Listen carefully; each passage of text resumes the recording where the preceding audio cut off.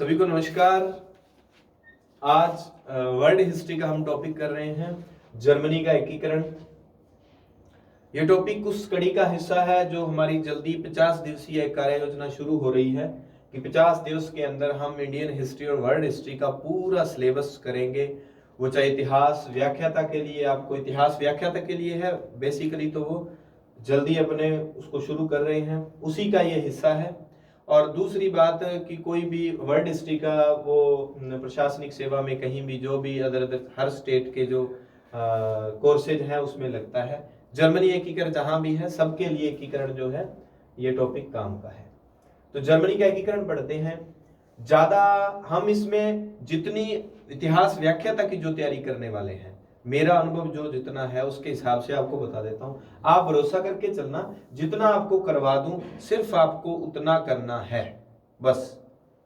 इस कड़ी में एक ही क्लास में हम इसे खत्म करेंगे और यकीन मान के चलिए, आप इतना अगर उसको अच्छे से क्लियर कर लेते हैं तो क्वेश्चन जो है वो इसी में से आ जाएगा। हम पहले इसकी लोकेशन देखते हैं कि जर्मनी का एकीकरण, हमारे मन में एक डायग्राम बनाना है जैसे राजस्थान का एकीकरण, कि राजस्थान का एकीकरण हुआ। अच्छा, एकीकरण से पूर्व राजस्थान में कितनी रियासतें थी हम पढ़ते हैं। जर्मनी और इटली का एकीकरण बिल्कुल वैसा ही है कि एकीकरण से पूर्व कितने राज्य थे। अब एक बात और इंपॉर्टेंट आपको बता देता हूं कि विश्व इतिहास इतना आसान है, फ्रेशर स्टूडेंट को बहुत टफ लग रहा है। जैसे जैसे आप क्लास ज्वाइन करेंगे आपको पता चल जाएगा। जब हम क्रांतियां पढ़ते हैं, अमेरिकन क्रांति के बाद जस्ट हम फ्रांस की क्रांति पे आते हैं। फ्रांस की क्रांति की जहां एंडिंग होती है वहां नेपोलियन बोनापार्ट शुरू हो जाता है। नेपोलियन बोनापार्ट जहां खत्म होता है 1815 में, उसके बाद इटली और जर्मनी का एकीकरण स्टार्ट हो जाते हैं। जैसे ही जर्मनी और इटली का एकीकरण खत्म होता है तो उसमें प्रथम विश्व युद्ध के बीजारोपण हो जाते हैं। फिर हम प्रथम विश्व युद्ध और वो पढ़ते हैं। तो ये एक दूसरे से जुड़े हुए हैं। आज हम स्टूडेंट्स जैसे जैसे कह देते हैं कि सर हमें ये समझ नहीं आता, उसके अनुसार हम पढ़ रहे हैं। चलो इसको शुरू करते हैं। जर्मनी का एकीकरण 3 ही चरण है। और नेपोलियन ने जब 1806 में जर्मन एक राइन संघ बनाया, उससे पूर्व इसमें 300 स्टेट थे, वो सब हम देखेंगे। हम यहां से क्या सीखेंगे कि जर्मनी के एकीकरण में बाधाएं क्या क्या थी। देखिए यहां जर्मनी है, जर्मनी के इस तरफ ऑस्ट्रिया। जर्मनी और इटली के एकीकरण की सबसे बड़ा जो बैरियर था, सबसे बड़ी बाधा थी, वो कौन था? ऑस्ट्रिया। यहां हमने ऑस्ट्रिया के 2 राजाओं के नाम याद रखने हैं इटली और जर्मनी के एकीकरण में, मैटरनिख और फ्रांसिस जोसेफ। मैटरनिख और फ्रांसिस जोसेफ। मैटरनिख कहां तक रहेगा और उसके बाद जोसेफ कहां तक रहेगा, ये मैं आपको आगे बता दूंगा। ठीक है जी। और जर्मनी के एकीकरण में 1 नंबर बाधा, फिर 2 नंबर बाधा कौन सी? फ्रांस। और फिर 3 नंबर बाधा कौन सी? United Kingdom, England. देखो इटली के एकीकरण में इंग्लैंड बाधा के रूप में नहीं हमारे सामने आता। क्यों? क्योंकि इंग्लैंड उत्तरी जर्मनी का जो हिस्सा था ना, हनोवर प्रांत, हनोवर लेना चाहता था इंग्लैंड, इसीलिए ये। फ्रांस जर्मनी से क्या लेना चाहता था? जर्मनी का दक्षिण क्षेत्र, ये हमें ध्यान रखना है, जर्मनी का दक्षिण क्षेत्र। और ऑस्ट्रिया क्या लेना चाहता था? उत्तरी क्षेत्र। अब यहां पर प्रश्न देखो, सीधे सीधे बनते हैं कि जर्मनी के एकीकरण में सबसे बड़ी बाधा कौन थी? ऑस्ट्रिया। इनमें से कौन सी बाधा नहीं थी? ये बात आ गई। फिर जर्मनी के उत्तरी इलाकों पर किसका अधिकार था? उत्तरी क्षेत्र पर ऑस्ट्रिया का। जर्मनी के दक्षिण क्षेत्रों पर किसका अधिकार था? फ्रांस का। ठीक है, ये बाधा थी क्योंकि ये हनोवर प्रांत लेना चाहता था। जर्मनी के इस तरफ ऑस्ट्रिया है, इस तरफ पोलैंड है, आगे रशिया आ जाएगा, ये डेनमार्क। अब इसको थोड़ा सा अपने मिटाते हैं इन सारी चीजों को। फिर यहां एकीकरण में एक स्टेप यहां पूरा कर देता हूं, 3 स्टेप यही खत्म करता हूं, एक फास्ट फास्ट बाद में हम सारे को रीड कर लेते हैं, कोई दिक्कत नहीं आएगी आपको। लीजिए, मैं लिखता हूं कि एकीकरण के 3 चरण है। पहले मैं चरण बताता हूं, सीधे आगे उसको पढ़ा दूंगा कंटिन्यू, कहां कौन सी घटना हुई। अब एकीकरण में सबसे बड़ा योगदान किसका था? बिस्मार्क का। लीजिए जी, सिर्फ हमें एक बार कहानी समझिए कि बिस्मार्क है, जर्मनी में प्रधानमंत्री को क्या कहते हैं? चांसलर। 1862 में ये पीएम बनेगा, वहां का चांसलर बनेगा। बिस्मार्क अपनी रक्त और लौ की नीति के तहत क्या करेगा? जर्मनी का एकीकरण करेगा। किस राज्य के नेतृत्व में? प्रशा के। प्रशा ही नाम आएगा आगे, ये सारी बात हम पढ़ेंगे। पहले मैं 3 चरण आपको बता देता हूं। बिस्मार्क इतना माइंडेड बंदा था, जिसका साथ लेकर जिससे लड़ने जाएगा, आप बात ध्यान से सुने भाई, बिस्मार्क है, इसको साथ लेकर इससे लड़ने जा रहा है, बाद में जब इससे लड़ाई करके वापस आएगा ना, तो जिसको साथ लेकर गया था उसका नंबर लगाएगा, फिर इससे लड़ने के लिए जिसका साथ लिया फिर उसका नंबर। बिस्मार्क क्या करेगा? पहला युद्ध करेगा डेनमार्क से 1864 में। किसको साथ लेकर? ऑस्ट्रिया को। ऑस्ट्रिया और जर्मनी, जर्मनी का मुख्य क्षेत्र कौन सा? Prussia, AP. ये ए है, ये पी है। जर्मनी उस समय नाम नहीं है, प्रशा है। तो प्रशा ने ऑस्ट्रिया को साथ लेकर 1864 में डेनमार्क को हरा दिया। डेनमार्क को हरा दिया और होल्स्टीन, स्लेस्विग, 2 इनके बस्तियां थी, आगे मैं बता दूंगा। ये जर्मनी के इस इलाके में एक तो था स्लेस्विग, सेल्सविग और स्लेस्विग दोनों ही नाम आप ले सकते हो। एक है होल्स्टीन। आगे मैं क्रमानुसार अच्छे से पढ़ा दूंगा, आप इसको सुनते रहे। ये 2 चीजें प्रशा को चाहिए थी, ठीक है। आप ये देख लो कि होलसेल लगी हुई है, और होल्स्टीन और स्लेस्विग के कारण डेनमार्क से युद्ध होता है, ऑस्ट्रिया का साथ लेके होता है, और उसके बाद ऑस्ट्रिया से गैस्टाइन का समझौता हो जाएगा। ऑस्ट्रिया को साथ लेकर यहां लड़ने गया था। बाद में 2 साल बाद 1866 में एक युद्ध होगा जिसका नाम होगा सेडोवा का युद्ध, सेडोवा युद्ध। अब किसको साथ लेकर? अब फ्रांस को साथ लेकर। प्रथम स्टेप में इसको साथ लिया उससे लड़ने के लिए, डेनमार्क से लड़ने के लिए। दूसरे स्टेप में ऑस्ट्रिया से लड़ना था और किसको साथ लिया? एफपीएफ, प्रशा और फ्रांस दोनों। ऑस्ट्रिया से लड़ना है, ऑस्ट्रिया को हरा दिया सेडोवा में, अब मैंने कहा इससे लड़ने के लिए इसको साथ लेके गया था और बाद में इसी का नंबर लगा दिया। इससे लड़ने के लिए इसको साथ लिया है, अब इसी का नंबर लगाएगा। इसको हरा दिया, अब फ्रांस का नंबर लगाएगा। कब? 1870 में। लो जी, ये 3 स्टेप, इतने ही है। ये कौन सा युद्ध होगा?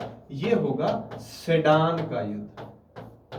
आगे डिटेल में इस पर मैं अच्छे से बता देता हूं आपको, बस 3 चरण आपको याद रखना है। इसमें कहां से क्या क्या प्रश्न आएंगे विस्तार से हम उस पर बात कर लेते हैं। बस मैप आपके माइंड में होना चाहिए कि बीच में जर्मनी है, इधर ऑस्ट्रिया, इधर फ्रांस और ऊपर डेनमार्क है। पहले डेनमार्क की तरफ जाएगा इसको साथ लेकर, फिर इसी का नंबर लगाएगा इसको साथ लेकर, बाद में ये बचा तो ये तो कोई आएगा नहीं और इसका नंबर लगा देगा। समझ गए इतनी बात? अब हम चलते हैं, इसको स्क्रीनशॉट लेना है तो ले लो, बाकी पीडीएफ जो आपको दे दी जाएगी। चलिए जी, अब हम यहां देख लेते हैं 1866 से 71 तक का। ये थोड़ा सा धुंधला सा मानचित्र है। ये जर्मनी का एकीकरण किसके नेतृत्व में हुआ? प्रशिया, इसको प्रशा भी लिखते हैं। जैसे इटली का एकीकरण सार्डिनिया पिडमांट के नेतृत्व में हुआ था, इसका प्रशिया। ये सेलेस्विग और होल्स्टीन, ऊपर डेनमार्क हमने पढ़ा, डेनमार्क के कारण इसके कारण डेनमार्क से झगड़ा था। ये हनोवर प्रांत है जो कि इंग्लैंड लेना चाहता था। कौन सा प्रांत? हनोवर। और ये बवेरिया, बर्डेन, सैक्सनी दक्षिण के प्रांत थे, ये कौन लेना चाहता था? ये फ्रांस लेना चाहता था। ये एक छोटा सा उसका मैप है। चलिए, जर्मनी के एकीकरण में हमने विश्व की दशा और दिशा के अनुसार हमने उसको समझ लिया। अब हम बात करते हैं कि पहली बात कि 1806 में एक व्यक्ति है फ्रांस का शासक जिसका नाम है नेपोलियन बोनापार्ट। वही नेपोलियन बोनापार्ट फ्रांस की क्रांति के बाद जिसके पास फ्रांस की सत्ता आती है, उसका पूरे यूरोप पर अधिकार हो जाता है। जर्मनी और इटली भी उसके अधिकृत थे। नेपोलियन ने 1806 में, नेपोलियन बोनापार्ट ने 1806 में क्या किया? रोमन साम्राज्य को भंग करके, और जर्मनी, देखो फ्रांसीसी क्रांति के समय ऐसा प्रश्न आएगा, फ्रांसीसी क्रांति के समय या नेपोलियन या 1806 से पूर्व जर्मनी में कुल कितने राज्य थे? जर्मनी कितने राज्यों में बंटा हुआ था? फ्रांसीसी क्रांति के समय जर्मनी 300 छोटे छोटे राज्यों में बंटा हुआ था। नेपोलियन क्या करेगा? 1806 में इन 300 को एक करके क्या करेगा?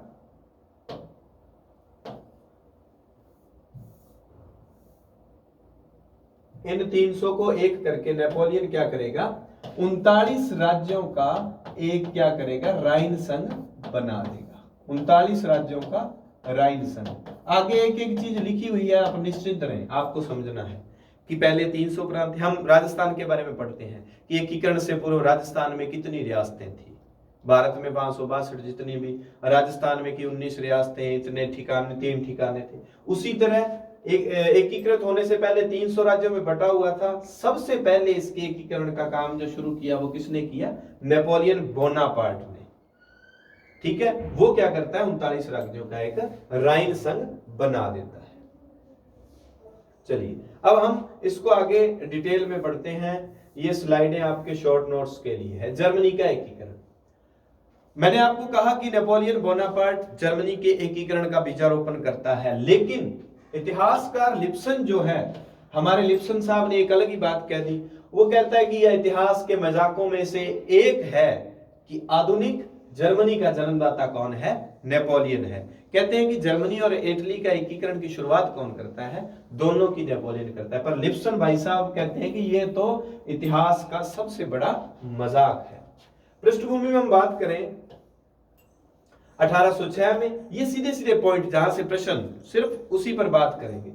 नेपोलियन 300 राज्यों, जो छोटे छोटे राज्य थे जर्मनी के, उनको एक करके 39 राज्य बना देगा और इसका नाम क्या रख देगा? राइन संघ। तो राइन संघ किसने बनाया?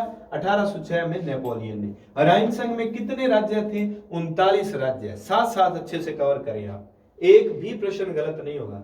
राइन संघ का मुख्यालय फ्रैंकफर्ट, क्योंकि प्रथम जो जर्मनी की 1848 में संसद लगेगी, प्रथम संसदीय अधिवेशन, ये पूछा गया है कई बार प्रश्न, तो वो फ्रैंकफर्ट में होगा। तो राइन संघ का मुख्यालय कहां? जर्मनी के फ्रैंकफर्ट। आगे बढ़ते हैं।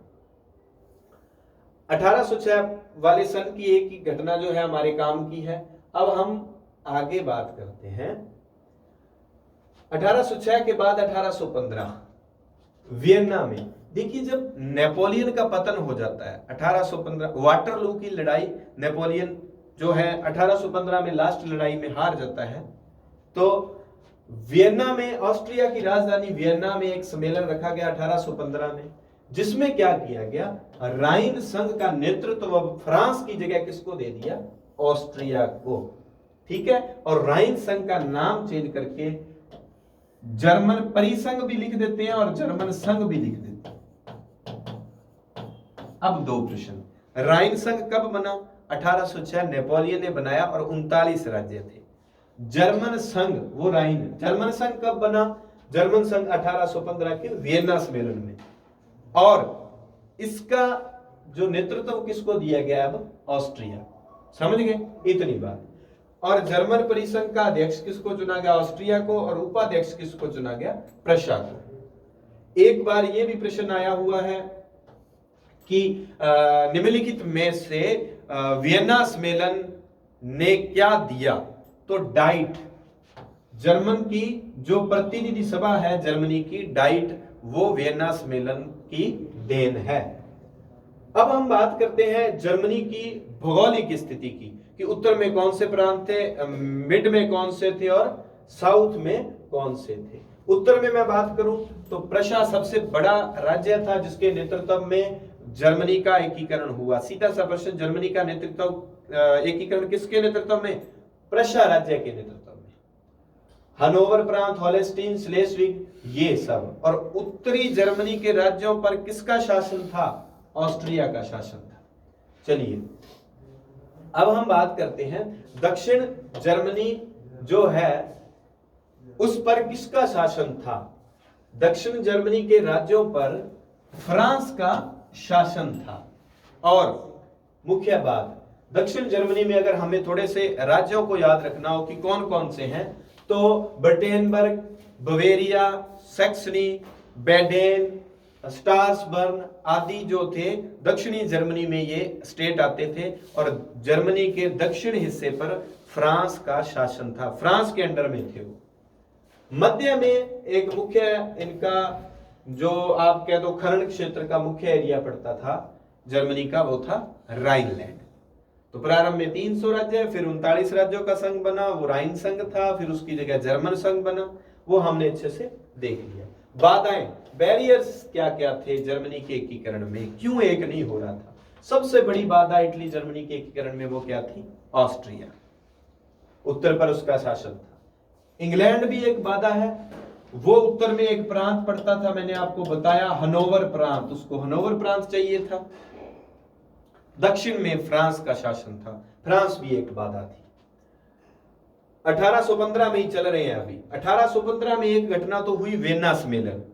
वेना सम्मेलन ने क्या कर दिया? राइन संघ को कट करके अब क्या बना दिया? जर्मन परिषद। हम देखते हैं कि 1815 में दूसरी क्या बात हुई। एक तो 1815 में क्या है? वियना सम्मेलन, वियना ऑस्ट्रिया में, ठीक है जी। दूसरा क्या? बर्सेन शिफ्ट, बर्सेन शिफ्ट है ये, बेशन शिफ्ट भी लिखा जाता है, बर्सेन शिफ्ट भी लिखा जाता है। एक आंदोलन चला, इनकी 16 शाखाएं थी। हमें क्या याद रखना है?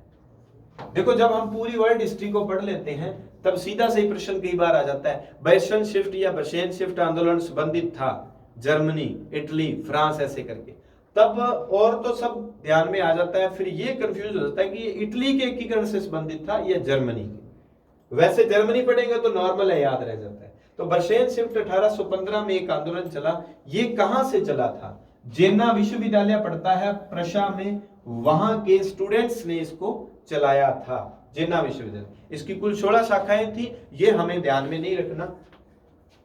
इस बर्सेन शिफ्ट आंदोलन का उद्देश्य क्या था? मेटरनिख प्रणाली। अब मेटरनिख कौन था? मैंने अभी आपको लिखा था कि ऑस्ट्रिया के 2 राजाओं के हमें नाम याद रखने होंगे, एक मेटरनिख और दूसरा फ्रांसिस जोसेफ। तो मेटरनिख जो है ऑस्ट्रिया का राजा, उसने क्या किया था कि जितनी भी क्रांतिकारी गतिविधियां हो रही थी, राष्ट्रवादी गतिविधियां हो रही थी प्रशा में, उनको दबाने के लिए उसने क्या अपनी योजनाएं बनाई थी। उन योजनाओं का विरोध करना बेशन शिफ्ट आंदोलन का पर्पस था।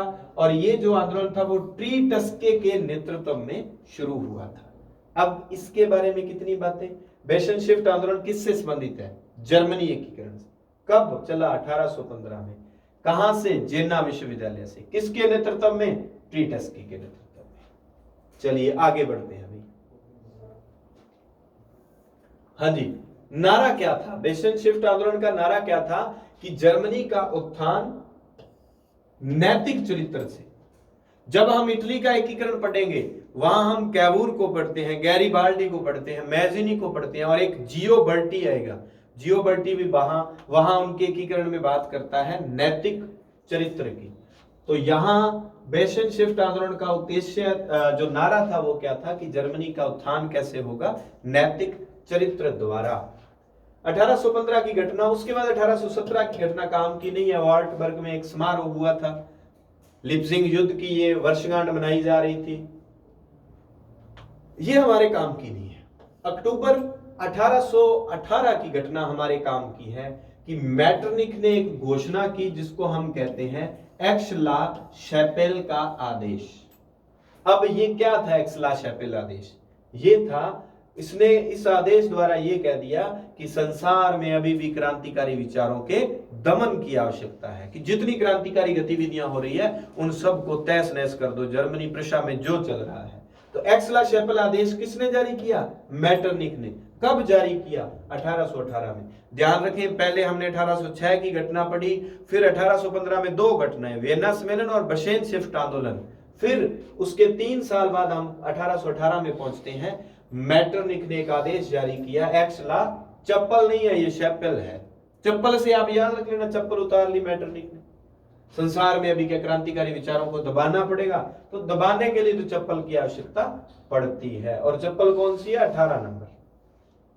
चलिए, इसी बीच एक घटना घटित हो गई। रूस का एक पत्रकार था, बड़ा रूसा रूसा सा रहता था, कोत्सव्यू, और रूसे को क्या कर दिया? मार दिया किसी ने, उसी की हत्या हो गई। देखो, रूस, जर्मनी, क्रीमिया, यूक्रेन, ये बहुत समय से जो विश्व में देशों में कोई भी घटनाएं होती है उसको प्रभावित करते रहे हैं। अभी भी रूस यूक्रेन चल रहा है। पहले रूस और तुर्की के बीच में, जब हम इटली एकीकरण पढ़ेंगे, क्रीमिया युद्ध चलेगा। तो रूस के पत्रकार कोत्सव्यू की हत्या हो गई। मैटरनिख को इससे बड़ा गुस्सा आया। मैटरनिख क्या करता है? क्योंकि मैटरनिख को ये लगने लगा था कि यहां पर क्रांतिकारी आंतकारी घटनाएं बढ़ती जा रही हैं, इनको दबाना पड़ेगा।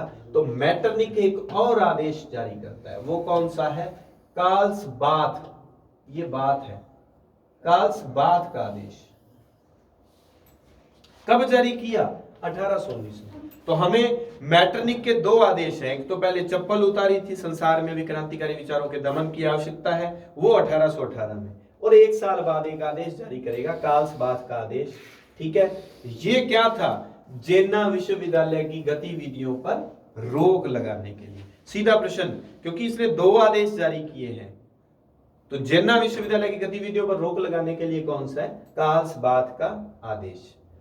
1819 में दो घटनाएं हैं। एक तो कार्ल्सबाथ का आदेश, पत्रकार की वैसे बात बताई गई है, इसको थोड़ा सा बताने के लिए, इंटरेस्टिंग बनाने के लिए, और पूछा नहीं जाएगा कि कौन सा पत्रकार था। और ये 1819 में प्रशा ने एक बहुत बड़ा कदम उठाया। जर्मनी के एकीकरण की दिशा में जो उठाया गया पहला कदम था, वो सैनिक या राजनीतिक नहीं था, वो क्या था? आर्थिक कदम था। क्योंकि जर्मनी जो है, आपको पता, पहले 300 छोटे छोटे राज्यों में बटा हुआ था, फिर 39 राज्यों का एक, इसको 39 राज्यों में बांट दिया। यहां ये था कि एक प्रांत को दूसरे प्रांत में अगर व्यापार करने के लिए जाना होता तो उसमें चुंगी लगती थी, टैक्स लगता था। मतलब ये राज्य भी आपस में एक देशों की तरह व्यापार करते थे। जैसे अभी दूसरे देश में जाना हो तो वो सीमा शुल्क वगैरह लगते हैं।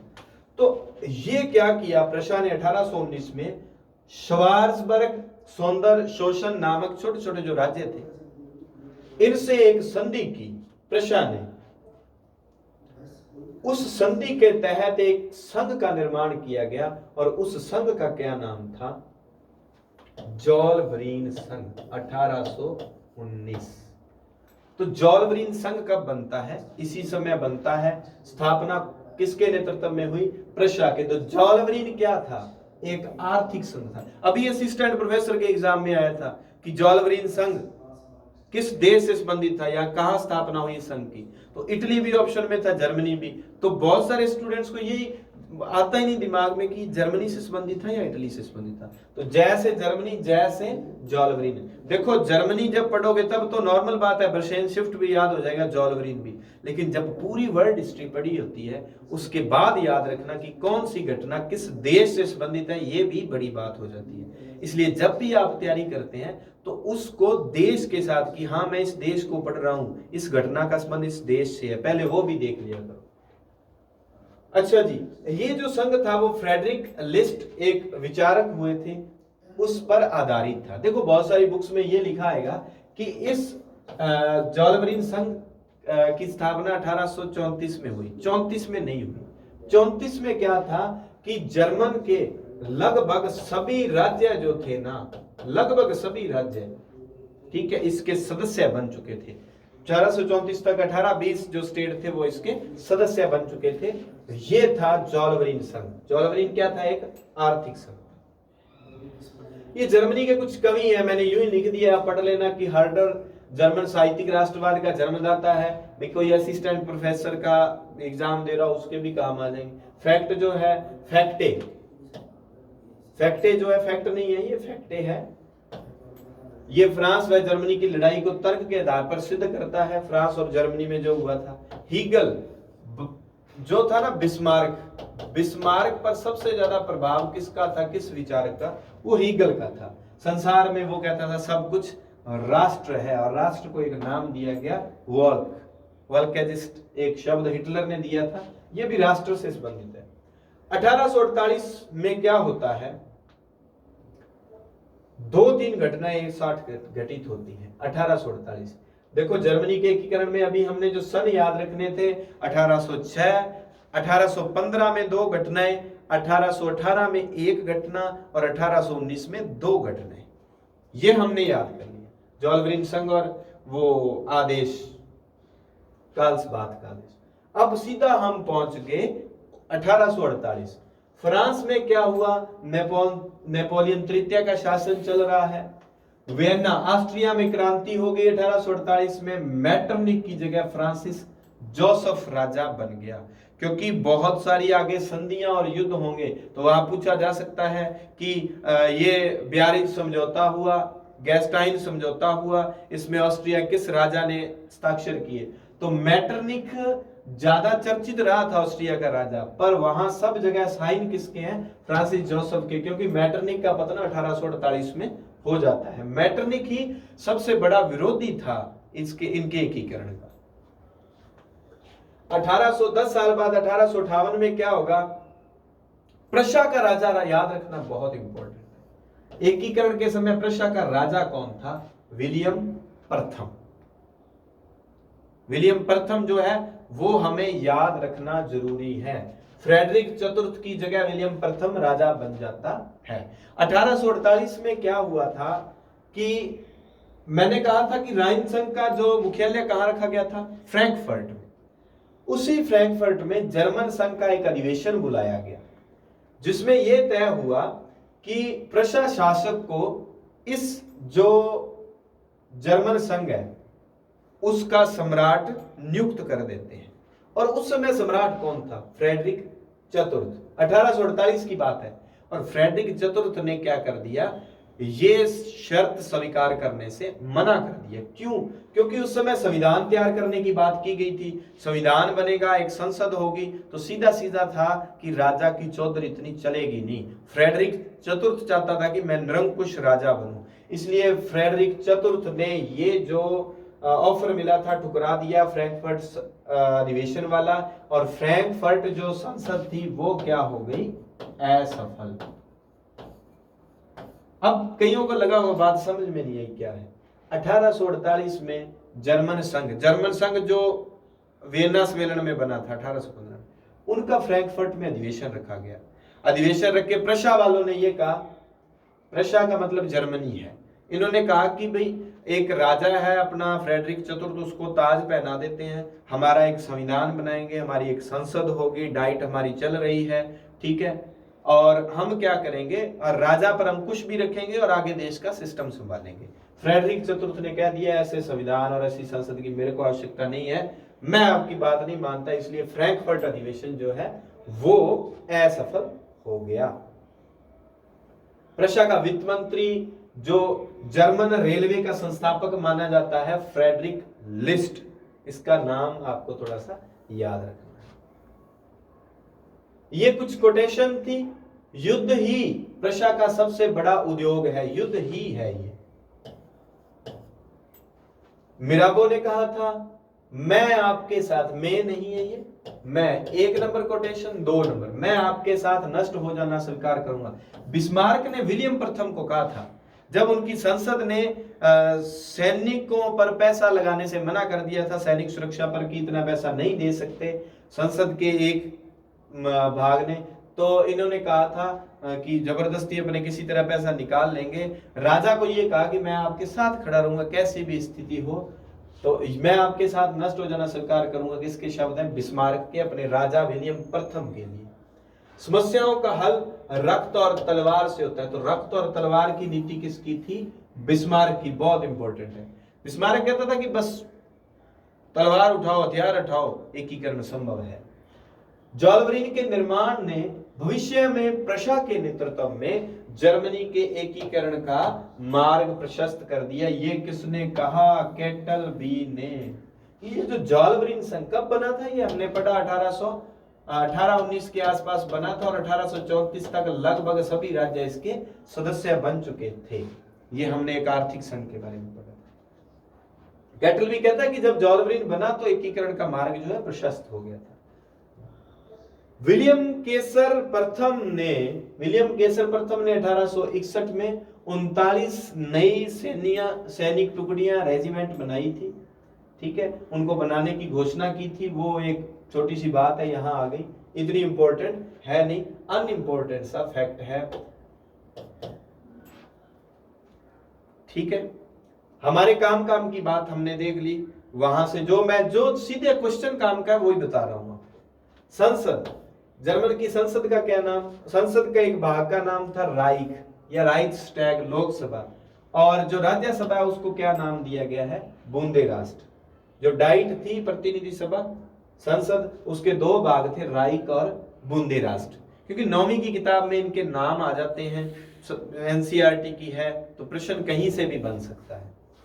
वान रून प्रशा का रक्षा मंत्री था, और वान मोल्टके कौन था? प्रशा का सेनापति था। ठीक है, ये आपने ध्यान रखना है कि वान रून जो है, रून रक्षा, रून रक्षा मंत्री है, रून रक्षा मंत्री, और मोल्टके क्या है? मोल्टके सेनापति। इसका स्क्रीनशॉट ले लें।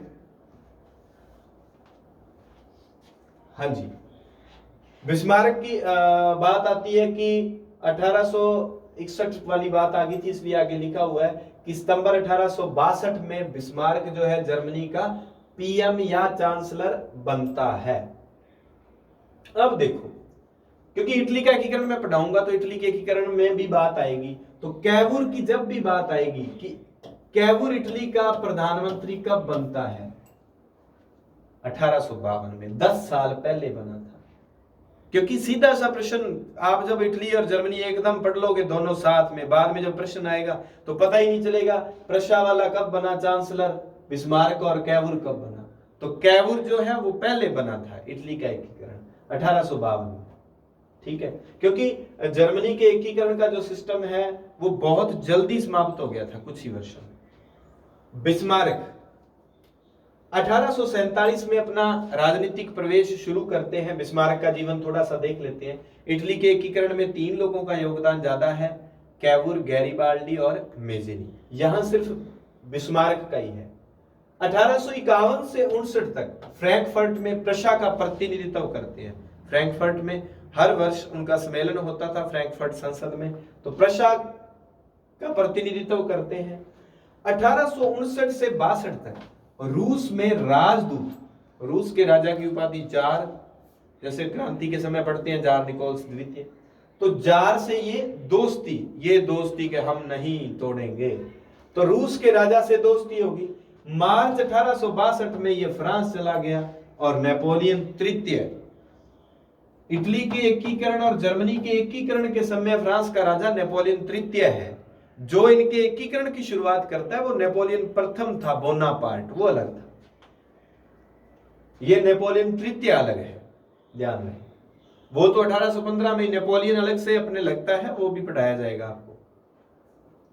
वो ऐप में आपको सारी क्लासें मिल जाएगी। जो 50 दिवसीय काम चलेगा, 50 दिन में, अभी देखो जो निःशुल्क अपनी टेस्ट सीरीज चल रही थी उसमें 2 बार हम अपने क्या है 15 शेड्यूल हो गए, आगे 2 शेड्यूल और बचे हैं, तो 17-18 शेड्यूल में 2 बार अपन ने सिलेबस जो है टेस्टों में क्लियर कर लिया, जो कंटिन्यू टेस्ट दे रहे हैं। जिनको आगे जुड़ना है, इस पीडीएफ में भी नंबर दिए हुए हैं, और भी नंबर मैं बता दूंगा, इसके वीडियो के नीचे भी दिए हुए हैं डिस्क्रिप्शन में, आप मुझसे संपर्क कर सकते हैं। मई में अपनी 50 दिवसीय जो क्लासें स्टार्ट हो रही हैं, आपको ध्यान है काफी स्टूडेंट्स को। चलिए 1862 में फ्रांस चला गया और 63 में रूस की पोलैंड विद्रोह में सहायता करता है।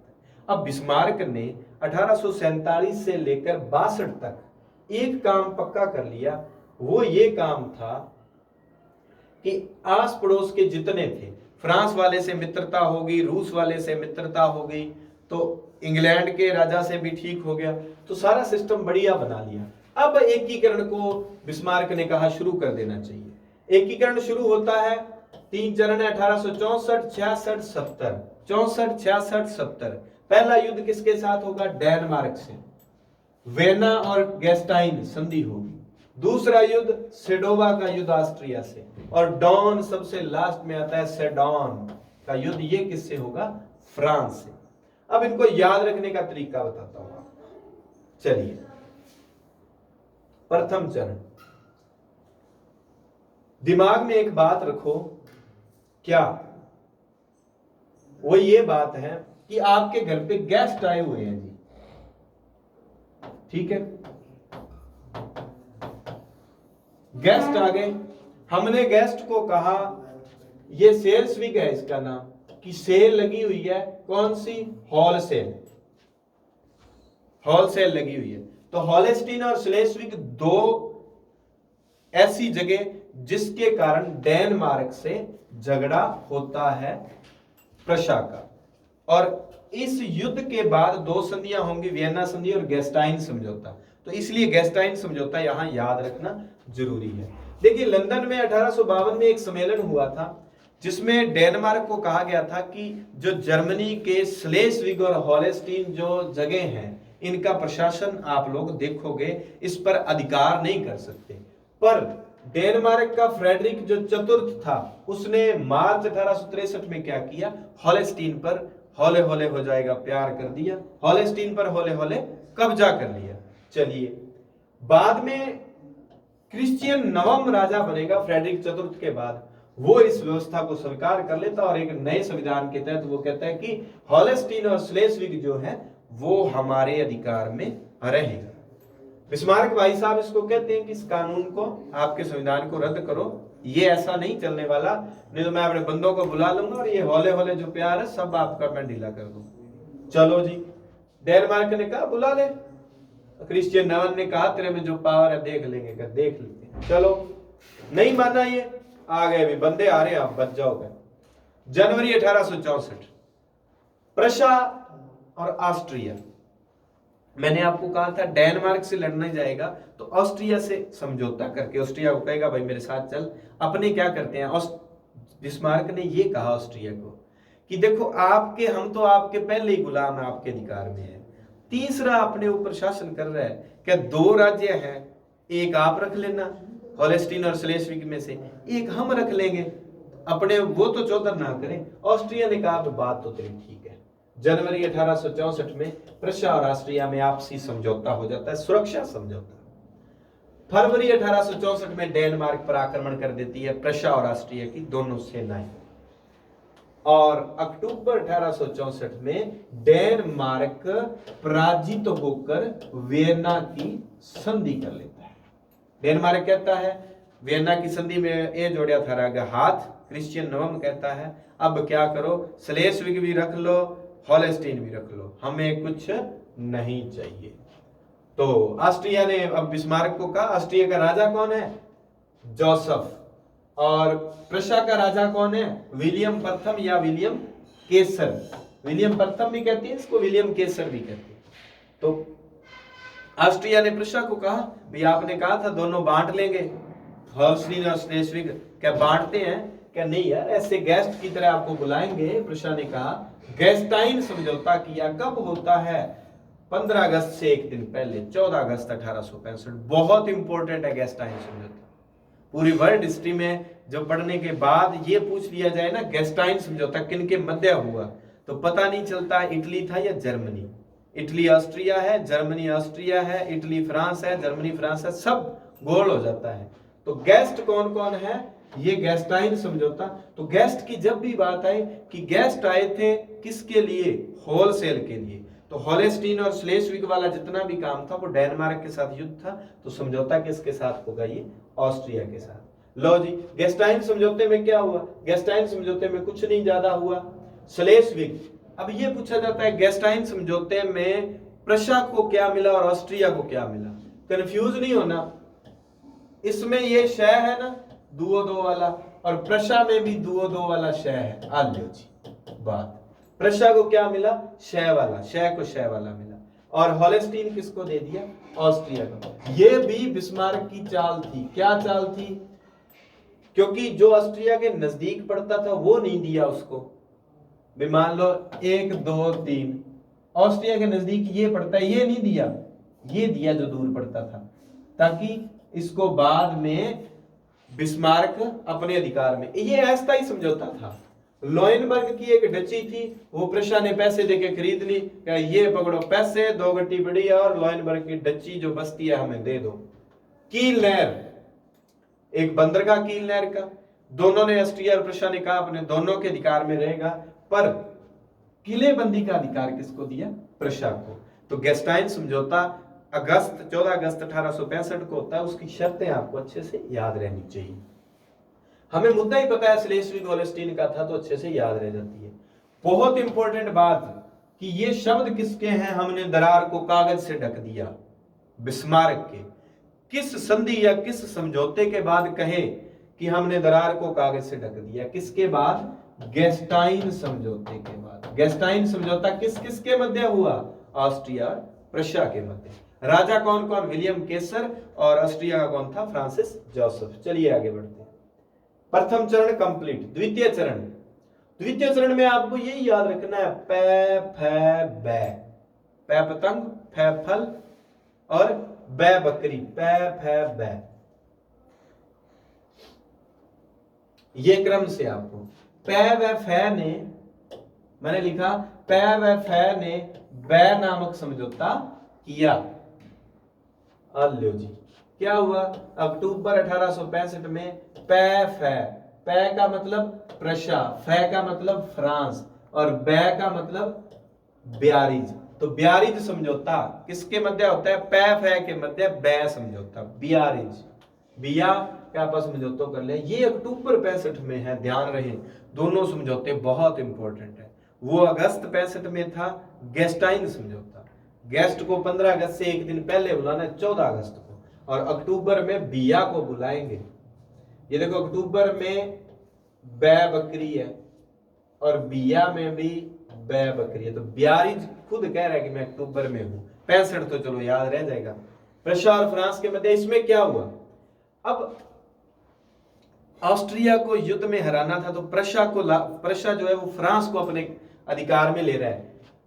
प्रशा ने, बिस्मार्क ने कहा कि आपको राइन नदी और बेल्जियम का प्रदेश है, फ्रांस को कह दिया आपको दे देंगे, नेपोलियन तृतीय को कहा, बस आपने ऑस्ट्रिया वाले मसले में नहीं बोलना, मैंने अपने बंदे ले जाके ऑस्ट्रिया की खिंचाई करनी है और उसकी पिटाई करनी है। कह चलो ठीक है। या नोट लगा के मैंने लिखा हुआ है, जब हम नेपोलियन बोनापार्ट पढ़ेंगे तो एक कैंपो फॉर्मियो की संधि हुई थी 1797 में, उसके तहत क्या था, ये बेल्जियम का प्रदेश फ्रांस को मिला था। चलिए ये वैसे ही नोट लगाया, वहां हम पढ़ लेंगे। तो फ्रांस को क्या कहा कि आपको राइन नदी का प्रदेश दे देंगे, आपको हमारे और ऑस्ट्रिया के मसले में नहीं बोलना। फिर क्या कहा, सार्डिनिया पिडमांट, सार्डिनिया पिडमांट का मतलब है इटली, उधर इटली का एकीकरण चल रहा था। तो वो किस राज्य के नेतृत्व में, जैसे इनका प्रशा के, उनका सार्डिनिया पिडमांट के, उनको कहा आपको वेनेशिया दिलवा दूंगा, उनका भी एकीकरण रुका हुआ था, वेनेशिया और रोम यही बचे थे, तो क्या आपको वेनेशिया मिल जाएगा। आपको इतना ही काम करना है, जब हम ऑस्ट्रिया पर आक्रमण करें, इटली वालों को कह दिया आप भी ऑस्ट्रिया पर आक्रमण कर देना। इटली वालों ने कहा ठीक है। कैवूर ने कहा चलो, कैवूर तो चला गया था, अभी उनका जो राजा था वही था, उसने कहा कोई बात नहीं, हम आक्रमण कर देंगे। इंग्लैंड का राजा था डिजरेली, जिसको बिस्मार्क ने अपनी गुप्त योजनाएं बनाई थी। इंग्लैंड इसमें तटस्थ रहा, अलगाव की नीति पर। तो क्या होता है, जुलाई 1866 का दिन जिसका मुझे था इंतजार वो घड़ी आ गई। 1866 में भारतीय राष्ट्रवाद में एक चीज जो हम देखते हैं, दादा भाई नौरोजी ने लंदन में एक संस्था की स्थापना की थी, ईस्ट इंडिया एसोसिएशन, वो भी 1866 में थी। 1876 में इंडियन एसोसिएशन सुरेंद्र नाथ बनर्जी और आनंद मोहन बोस की पढ़ते हैं। तो 1866 में इंडियन हिस्ट्री में अपने पढ़ते हैं कि लंदन में दादा भाई नौरोजी ईस्ट इंडियन एसोसिएशन की स्थापना करते हैं। तो यहां 1866 में वर्ल्ड स्तर पर क्या हो रहा है, सेडोवा या 7 सप्ताह का युद्ध, इसको कॉनिग्राज का युद्ध भी कहते हैं। इसमें क्या होता है, इस युद्ध का हिस्सा थे एक सेरेजना नामक युद्ध भी इसी सेडोवा युद्ध का हिस्सा रहा है। भाई सीधा आ जाए कि सेरेजना युद्ध जो है वो किसके मध्य हुआ, लिखा इतना ही होता है, Austria Prussia, Austria Italy, Prussia France, Prussia Denmark. तो आपको ध्यान रखना है ऑस्ट्रिया एपी में हुआ था सेरेजना का युद्ध। चलिए, सेडोवा के युद्ध को 7 सप्ताह का युद्ध और कॉनिग्राज का युद्ध कहते हैं। 1866 में हुआ था। 1866 में हमारे दादा भाई नौरोजी जो है लंदन में ईस्ट इंडिया कंपनी की स्थापना कर रहे हैं। ये आपको साथ में तालमेल बिठा के पढ़ने का तरीका बता रहा हूं कि जब आप वर्ल्ड हिस्ट्री को पढ़ रहे हो उस समय सोचा करो कि इंडिया में क्या हो रहा था। चलिए, अब जर्मन संघ को भंग समझते हुए बिस्मार्क क्या करता है कि ऑस्ट्रिया के समक्ष जो है युद्ध घोषित कर देता है कि चलो जी, कहते हैं कि 14 जून का वो दिन था, कास्टोजा और लीजा में लिट लिट के इटली को मारा था। देखो, इटली के साथ बात हुई थी इस समझौते में। इटली को कहा था कि आपको वेनेशिया दिलवा देंगे, आपको भी ऑस्ट्रिया पर आक्रमण करना है। किस समझौते में, ये बियारिज जो समझौता, बियारिज समझौता किसके मध्य होता है, फ्रांस और ऑस्ट्रिया के मध्य। तो इटली जो है वो ऑस्ट्रिया पर आक्रमण करता है। बहुत इंपॉर्टेंट बात है, छोटे छोटे युद्ध पूछे जाते हैं। सालफरीनो की लड़ाई पूछ ली थी अभी असिस्टेंट प्रोफेसर के एग्जाम में, इटली के एकीकरण में आएगी वो छोटी सी एग्जाम। तो कास्टोजा और लीजा का युद्ध जो है वो ऑस्ट्रिया और इटली में हुआ था, इनके आपस में हुए थे ये युद्ध। और लीजा का युद्ध जो है ना, ये जल युद्ध था, पानी में लड़ाइयां हुई थी, डुबो के मारा था एक दूसरे को। ठीक है, तो कास्टोजा और लीजा याद रखें। 23 अगस्त 1866 की बात है। सेडोवा युद्ध के बाद कौन सी संधि होती है, ये प्राग नहीं है, ये प्राग की संधि है। प्राग की संधि ऑस्ट्रिया और प्रशा के मध्य होती है। ठीक है, और अब क्या था, प्राग की संधि का रिजल्ट क्या निकला कि जर्मन परिसंघ को क्या है, भंग कर दिया गया और प्रशा के नेतृत्व में 21 राज्यों का एक नया संघ बना। उसको क्या नाम दिया गया, उत्तर जर्मन परिसंघ। तो हम इसका थोड़ा सा दोहराव कर लेते हैं कि क्या होता है। 1866 में ऑस्ट्रिया और प्रशा के मध्य युद्ध होता है जिसका नाम है सेडोवा का युद्ध। ऑस्ट्रिया हार जाता है, प्रशा जीत जाता है। और इस युद्ध के बाद कौन सी संधि होती है, प्राग की संधि। प्राग की संधि के तहत क्या, ऑस्ट्रिया ने जर्मनी की सारी बातें मान ली प्रशा की। और इस युद्ध के बाद क्या होता है, 21 राज्यों का उत्तर जर्मन परिसंघ बना दिया जाता है। जर्मन परिसंघ को भंग कर दिया, नया नाम दे दिया उत्तर जर्मन परिसंघ। वो सीधा जर्मन था, ये उत्तर जर्मन है, क्योंकि दक्षिण के राज्यों का एकीकरण नहीं हुआ था, उत्तर उत्तर का हुआ था। हनोवर और शेल्सविग, हॉलेस्टीन, हेस्कासेल, नासौ, ये जितने प्रांत थे वो सारे किसको मिल गए, प्रशा को। क्योंकि ऑस्ट्रिया को इसने, आप याद करो, गेस्टाइन समझौते में ये कहा था, हनोवर नहीं सॉरी, हॉलेस्टीन जो है वो ऑस्ट्रिया को दिया था गेस्टाइन समझौते में, और श्लेस्विग प्रशा ने अपने पास रखा था। बाद में प्रशा ने क्या किया था कि हॉलेस्टीन में हौले से दंगे करवाकर, क्योंकि वहां जर्मन जनता थी और हॉलेस्टीन पर भी अधिकार कर लिया था। ऑस्ट्रिया को कहा था आपको कुछ नहीं मिलेगा। इसीलिए ऑस्ट्रिया क्या करता है, जर्मनी पर आक्रमण करता है कि आपने तो मेरे को गेस्टाइन समझौते में कहा था कि हॉलेस्टीन आपका है, तो हमें नहीं दे रहे। तो बाद में ऑस्ट्रिया जब हार जाता है तो ये हॉलेस्टीन जो है वो दोबारा से किसको मिल जाता है, प्रशा को मिल जाता है। शेल्सविग भी इसको मिल जाता है, ये सारे राज्य मिल गए। ऑस्ट्रिया पर 30 लाख पाउंड का जुर्माना लगाया गया और वेनेशिया जो है वो इटली को मिल गया। इटली के एकीकरण में बहुत इंपॉर्टेंट है ये घटना, तो पूछ लिया जा सकता है कि वेनेशिया इटली के एकीकरण में वेनेशिया जो है, या इटली को वेनेशिया कब मिला, किस संधि के बाद, किस युद्ध के बाद? सेडोवा युद्ध के बाद और प्राग की संधि के बाद ये मिला। द्वितीय चरण, सेडोवा में ऑस्ट्रिया नहीं, बल्कि ये द्वितीय चरण जो है वो फर्स्ट ऐसे लिखा गया, द्वितीय चरण का एंड हो गया। और ये बात थियर्स ने कही थी, एक राइटर हुआ, कि सेडोवा में ऑस्ट्रिया नहीं बल्कि फ्रांस आ रहा है, क्योंकि अब अगला नंबर किसका लगने वाला है? फ्रांस का लगने वाला है। क्योंकि ऑस्ट्रिया हार गया, फ्रांस चुपचाप देखता रहा। फ्रांस ने सोचा ऑस्ट्रिया को हराने के बाद अब हमारी बल्ले बल्ले होगी, लेकिन अब फ्रांस का नंबर लगेगा। अब प्रशा और फ्रांस में विवाद छिड़ गया। फ्रांस के साथ समझौता किया था कि हम ऑस्ट्रिया में युद्ध करेंगे, आपको नहीं आना, आपको राइन प्रदेश दे देंगे। पर क्या हुआ? बिस्मार्क ने ऑस्ट्रिया को हराने के बाद कह दिया कोई राइन नहीं मिलेगा। ऑस्ट्रिया की राजधानी वियना में सैनिक नहीं लेके गया था बिस्मार्क, पीछे रुक गया था। उसको पता था ऑस्ट्रिया को पूरा शत्रु नहीं बनाना। ऑस्ट्रिया को 30 लाख पाउंड जुर्माना लगाया और छोड़ दिया गया, आप कोई बात नहीं, आप काम करो, क्योंकि उसको पता था कि मैं फ्रांस का नंबर लगाऊंगा, ऑस्ट्रिया अगर फ्रांस के साथ हो गया तो दिक्कत हो जाएगी। और ऑस्ट्रिया फ्रांस के साथ अब नहीं हुआ, बिस्मार्क ने राइन देने से मना कर दिया। दूसरा क्या था? ऑस्ट्रिया और फ्रांस के मध्य युद्ध का कारण, फ्रांस ने हॉलैंड से लग्जमबर्ग खरीदने की योजना बनाई। तो ये सीधा ही पूछा गया एक बार कि लग्जमबर्ग फ्रांस किससे खरीद रहा था? हॉलैंड से।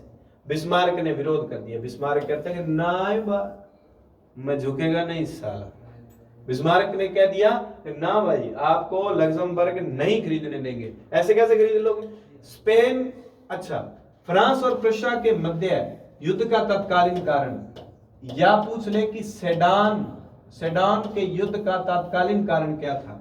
क्योंकि 1866 में सेडोवा हुआ है और अंतिम युद्ध सेडान है। तो आप ये देखें कि अंतिम, डॉन जो है हमेशा लास्ट में आते हैं, तो सेडान जो है, तो सेडान युद्ध का तत्कालीन कारण क्या था? स्पेन का उत्तराधिकार का विवाद। या फ्रांस और प्रशा के मध्य युद्ध का तत्कालीन कारण स्पेन के उत्तराधिकारी का जो प्रश्न था, क्या था कि स्पेन की रानी थी साइसाबोला, इसाबोला भी लिखा जाता है, साइसाबोला भी। अब साइसाबोला जो है वो उसके खिलाफ विद्रोह हो जाता है और वो 1868 में क्या है, गद्दी छोड़ देती है। 66 में, 67 में कुछ नहीं हुआ, 1867 में खाली है, 66 में हम पढ़ आए। 1867 में क्या है? एक तो मेरे मोटरसाइकिल का नंबर है 1867, दूसरा प्रार्थना समाज की स्थापना हो रही है, तीसरा 1867 में क्या था? ब्रह्म समाज का विभाजन हो रहा था 1867 में। वर्ल्ड हिस्ट्री में 1867 में कुछ नहीं है, वो इंडियन हिस्ट्री में। 1868 में वो साइसाबेला गद्दी छोड़ देती है और होहेनजोलेन वंश है, ये होहेनजोलन वंश है, उसका राजकुमार था लियोपोल्ड। ठीक है, ये अपना दावा पेश करता है कि अगला उत्तराधिकारी कौन होगा? लियोपोल्ड होगा। अब ये लियोपोल्ड कौन था? जो प्रशा का सम्राट था ना, विलियम केसर, उसका भाई था। अब आप अच्छे से ध्यान रखें, यहां जर्मनी है, ठीक है, जर्मनी, इधर फ्रांस है और इधर है स्पेन, ठीक है। फ्रांस ने कहा अगर स्पेन में भी जर्मनी वालों का भाई आ गया, होहेनजोलन वंश का लियोपोल्ड, और इधर जर्मनी है, एक भाई यहां एक भाई यहां, तो मेरे तो कहानी खत्म है। अब फ्रांस क्या करता है? फ्रांस इसका विरोध करता है कि लियोपोल्ड जो है वो राजा नहीं बन सकता। तो नेपोलियन तृतीय फ्रांस का जो राजा है वो क्या करता है? बेरनिटी अपने एक राजदूत को विलियम केसर के पास भेजता है कि भाई तेरा भाई जो है वो स्पेन का राजा नहीं बनना चाहिए। विलियम प्रथम कहता है कि वाह यार क्या बात करता है, बेली बेली है, फिर क्या है, तेने कह दिया मान लिया, तेने कह दिया नहीं बनेगा, मेरा भाई नहीं बनेगा, जा। जुलाई 1870 की एक बात है, नेपोलियन तृतीय फिर रात को सपना आया कि लियोपोल्ड तो राजा बन गया। सुबह उठ के बेरनिटी को कहता, बेरनिटी ऐसे कर, तू जाके आ यार। कहां जाके हूं? क्या वहीं जाके आ विलियम केसर के पास। बेरनिटी फिर जाता है जोड़ा उठा के, और अब विलियम प्रथम को या विलियम केसर को बेरनिटी क्या कहता है कि तेरा भाई नहीं, लियोपोल्ड नहीं, तू पहले ये बात में हाँ कर कि होहेन-जोलन वंश का, आपके वंश का कोई भी बंदा स्पेन की गद्दी पर नहीं बैठेगा। विलियम केसर ने कहा अरे तू बड़ा सियाना बन रहा है भाई, तेरे को एक बार कह दिया अभी मेरा भाई नहीं बनेगा, अब तू कह रहा हमारे खानदान का ना बने। ऐसे नहीं, कह जाओ बिस्मार्क से बात कर लो, मेरा प्रधानमंत्री है।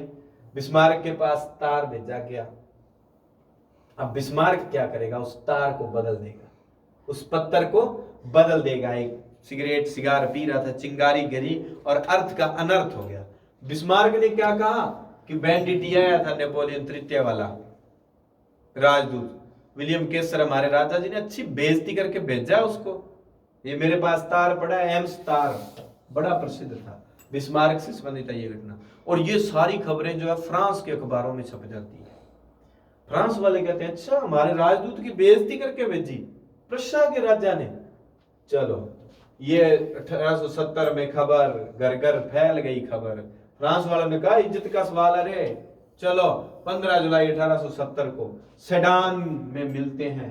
नेपोलियन तृतीय अपने बंदों को लेके आ गया, अच्छा का हमारी बेइज्जती करते हो। सेडान का युद्ध होता है और इसी युद्ध का हिस्सा थे ग्रेवलाट और ब्रिसेनबर्ग के युद्ध भी। ये भी ऑस्ट्रिया और प्रशा और फ्रांस के मध्य हुए थे। तो सेडान का युद्ध हमें ये याद रखना है।